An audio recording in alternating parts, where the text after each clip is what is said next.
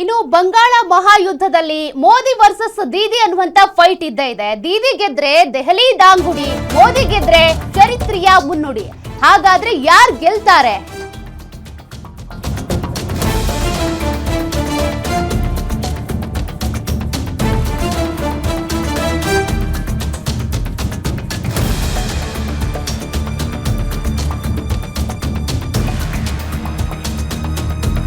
ಪಶ್ಚಿಮ ಬಂಗಾಳವನ್ನ ತಮ್ಮ ಹಿಡಿತಕ್ಕೆ ತೆಗೆದುಕೊಳ್ಬೇಕು ಅಂತ ಪ್ರಧಾನಿ ನರೇಂದ್ರ ಮೋದಿ ಅವರು ಮಾಡಿದಂತ ಸರ್ಕಸ್ ಒಂದೆರಡಲ್ಲ, ಸಾಕಷ್ಟು ರ್ಯಾಲಿ ಸಭೆಗಳನ್ನ ಮಾಡಿದ್ದಾರೆ, ಪ್ರಚಾರ ಮಾಡಿದ್ದಾರೆ, ಭಾಷಣ ಮಾಡಿದ್ದಾರೆ. ಬಟ್ ಅದೆಲ್ಲವೂ ವರ್ಕೌಟ್ ಆಗುತ್ತಾ? ಇವತ್ತಿನ ದಿನ ಗೊತ್ತಾಗುತ್ತೆ. ಮಮತಾ ಬ್ಯಾನರ್ಜಿ ಅವರು ಮತ್ತೆ ಗೆದ್ರು ಅಂದ್ರೆ 4ನೇ ಬಾರಿ ಅಧಿಕಾರ ಹಿಡಿದಂತಾಗುತ್ತೆ. ರಾಜಕಾರಣದಲ್ಲಿ ಒಂದು ದೊಡ್ಡ ಸುನಾಮಿನೇ ಇದು. ಈ ಬಾರಿ ಬಂಗಾಳ ವಶಕ್ಕೆ ಅಬ್ಬರದ ಪ್ರಚಾರವನ್ನ ಬಿಜೆಪಿ ಮಾಡಿದೆ. ಪಶ್ಚಿಮ ಬಂಗಾಳದಲ್ಲಿ ಗ್ಯಾರಂಟಿ ಯೋಜನೆಗಳದ್ದೇ ಸದ್ದು. ಗಿಫ್ಟ್ ಸುರಿಮಳೆ ಕೊಟ್ಟಂತ ಟಿಎಂಸಿ ಅಧಿನಾಯಕಿ ದೀದಿ.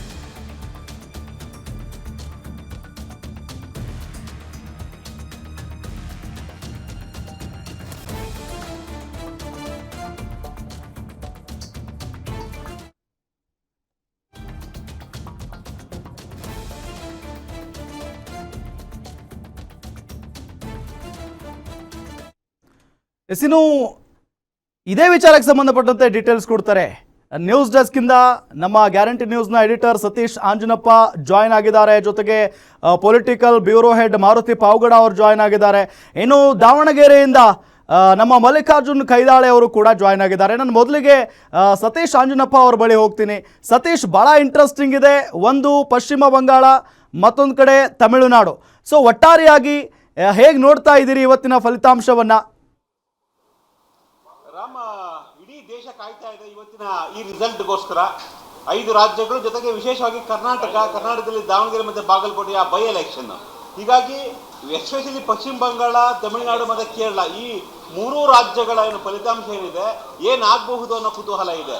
ಕಳೆದ 4 ದಿನಗಳಿಂದ ಎಲೆಕ್ಷನ್ಸ್ ಆದ ನಂತರ ಇಡೀ ದೇಶದ ಚರ್ಚೆ ಆಗ್ತಾ ಇದೆ ಪಶ್ಚಿಮ ಬಂಗಾಳದ ಒಂದು high drama. So Mamata Banerjee ಏನು ಸುಪ್ರೀಂ ಕೋರ್ಟ್ ಮೊರೆ ಹೋಗಿದ್ರು, ಸರಿಯಾಗಿ ಚುನಾವಣಾ ಪ್ರಕ್ರಿಯೆಗಳಾಗಿಲ್ಲ, ರಿಸಲ್ಟ್ ಕೂಡ ಬಹುಶಃ ತೊಂದರೆ ಆಗಬಹುದು, ಬಿಜೆಪಿ ತನಗೆ ಬೇಕಾದವರನ್ನ ಆಯ್ಕೆ ಮಾಡಿದೆ, ಚುನಾವಣಾ ಆಯೋಗ ಬಿಜೆಪಿ ಕೈಗೊಂಬೆ ಆಗಿದೆ ಅನ್ನೋ ರೀತಿಯಾಗಿ ಸ್ವತಃ ಪಶ್ಚಿಮ ಬಂಗಾಳದ CM Mamata Banerjee supreme court ಮೆಟ್ಲೇರಿದ್ರು. ಬಟ್ ಸುಪ್ರೀಂ ಕೋರ್ಟ್ನಲ್ಲಿ ಆ ಅರ್ಜಿ ವಜಾ ಆಗಿತ್ತು. ಯಾಕಂದ್ರೆ ಕೇಂದ್ರ ಚುನಾವಣಾ ಆಯೋಗಕ್ಕೆ ಯಾರನ್ನ ಆಯ್ಕೆ ಮಾಡ್ಕೊಳ್ಬೇಕು ಚುನಾವಣಾ ಅಧಿಕಾರಿಗಳನ್ನಾಗಿ ಅನ್ನೋ ಒಂದು ಅವರ ಸುಪರ್ದಿಗೆ ಬಿಟ್ಟಿದ್ದು. ಕೇಂದ್ರ ಸರ್ಕಾರ ಆಗಿರ್ಬೋದು ಅಥವಾ ಬಿಜೆಪಿ ಆಗಿರ್ಬೋದು, ಅದಕ್ಕೆ ಯಾವುದೇ ರೀತಿಯ ಒಂದು ಇನ್ವಾಲ್ವ್ಮೆಂಟ್ ಇಲ್ಲ ಅನ್ನೋ ರೀತಿಯಾಗಿ ಹೇಳಿಕೆಯನ್ನು ಕೊಟ್ಟು, ಆದೇಶವನ್ನು ಕೊಟ್ಟು ಮಮತಾ ಬ್ಯಾನರ್ಜಿ ಅರ್ಜಿಯನ್ನು ವಜಾ ಮಾಡಿತ್ತು. ಎಲ್ಲೋ ಒಂದ್ ಕಡೆ ಕಳೆದ 15 ವರ್ಷಗಳ ಸತೀಶ್, ಜಸ್ಟ್ ಹೋಲ್ಡ್, ನಾನು ನಿಮ್ಮನ್ನ ಮತ್ತೆ ಮಾತನಾಡಿಸ್ತೀನಿ. ನಿಮ್ಮ ಧ್ವನಿ ಸ್ಪಷ್ಟವಾಗಿ ಕೇಳಿಸ್ತಾ ಇಲ್ಲ, ಮತ್ತೊಮ್ಮೆ ಸಂಪರ್ಕಿಸ್ತೀವಿ. ಈಗ ದಾವಣಗೆರೆಯಲ್ಲಿ ಹೆಂಗಿದೆ ವಾತಾವರಣ? ಯಾಕೆ ಅಂತ ಅಂದ್ರೆ ದಾವಣಗೆರೆ ದಕ್ಷಿಣ ವಿಧಾನಸಭಾ ಕ್ಷೇತ್ರ ಅಂತ ಬಂದಾಗ ಅಲ್ಲಿ ಕಾಂಗ್ರೆಸ್ನ ಭದ್ರಕೋಟೆ ಅದು. ಸೊ ಹಾಗಾಗಿ ಈ ಬಾರಿ ಬಿಜೆಪಿ ಏನಾದರೂ ಕಮಾಲ್ ಮಾಡಿಬಿಡುತ್ತಾ? ಅಲ್ಲಿನ ಮತದಾರ ಪ್ರಭುಗಳು ಬಹಳ ಕುತೂಹಲ ಅಂತೂ ತೋರಿಸ್ತಾ ಇದ್ದಾರೆ. ಸೊ ಹಾಗಾಗಿ ಮಲ್ಲಿಕಾರ್ಜುನ್ ಕೈದಾಳೆ, ಹೆಂಗಿದೆ ವಾತಾವರಣ ದಾವಣಗೆರೆಯಲ್ಲಿ? ಯಾರು ಬಹಳ ಹುಮ್ಮಸ್ಸಿನಿಂದ ಕಾಣಿಸ್ತಾ ಇದ್ದಾರೆ?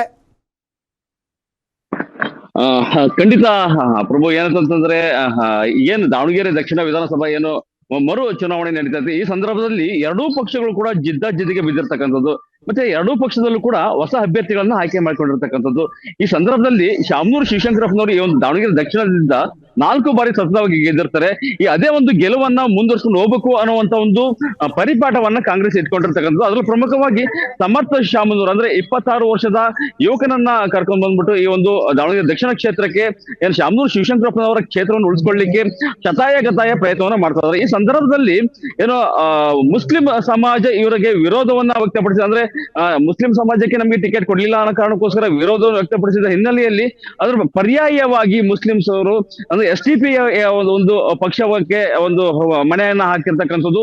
ಅದ್ರ ಜೊತೆಗೆ ಬಿಜೆಪಿಯಲ್ಲೂ ಕೂಡ ಶ್ರೀನಿವಾಸ್ ದಾಸ್ಕರಿಯಪ್ಪ ಅವರು ಕೂಡ ಹೊಸ ಅಭ್ಯರ್ಥಿ ಆಗಿರ್ತಕ್ಕಂಥದ್ದು. ಅಂದ್ರೆ ಏನೋ ಒಬ್ಬ ಕೂಲಿ ಕಾರ್ಮಿಕನ ಮಗನಿಗೆ ಈ ಬಾರಿ ಟಿಕೆಟ್ ಅನ್ನ ಕೊಟ್ಟಿರ್ತಕ್ಕಂಥದ್ದು.